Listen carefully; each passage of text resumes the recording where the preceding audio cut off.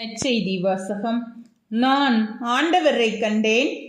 யோவான் எழுதிய தூய நற்செய்தியிலிருந்து வாசகம். அதிகாரம் 20, இறைவசனங்கள் 11 முதல் 18. மரியா கல்லறைக்கு வெளியே நின்று அழுது கொண்டிருந்தார். அழுது கொண்டே கல்லறைக்குள் குனிந்து பார்த்தார். அங்கே வெண்ணாடை அணிந்த 2 வான தூதர்களை அவர் கண்டார்.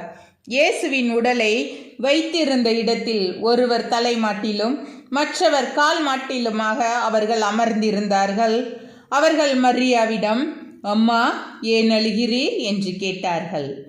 அவர் அவர்களிடம், என் ஆண்டவரை எடுத்துக்கொண்டு போய்விட்டனர். அவர் எங்கே வைத்தனரோ எனக்கு தெரியவில்லை என்றார். இப்படி சொல்லிவிட்டு அவர் திரும்பி பார்த்தபோது இயேசு நிற்பதை கண்டார். ஆனால் அங்கு நிற்பவர் இயேசு என்று அவர் அறிந்து கொள்ளவில்லை.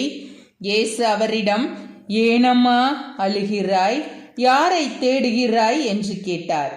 மரியா அவரை தோட்டக்காரர் என்று நினைத்து அவரிடம், ஐயா, நீர் அவரை தூக்கி கொண்டு போயிருந்தால் எங்கே வைத்தீர் என சொல்லும், நான் அவரை எடுத்து செல்வேன் என்றார்.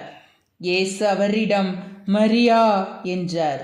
மரியா திரும்பி பார்த்து ரபுனி என்றார். இந்த எபிரேய சொல்லுக்கு போதகரே என்பது பொருள்.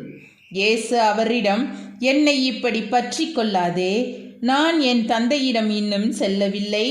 நீ என் சகோதரர்களிடம் சென்று அவர்களிடம், என் தந்தையும் உங்கள் தந்தையும் என் கடவுளும் உங்கள் கடவுளும் ஆனவரிடம் செல்லவிருக்கிறேன் என சொல் என்றார்.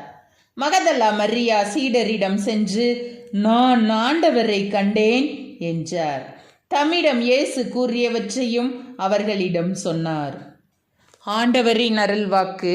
கிறிஸ்துவே உமக்கு புகழ்.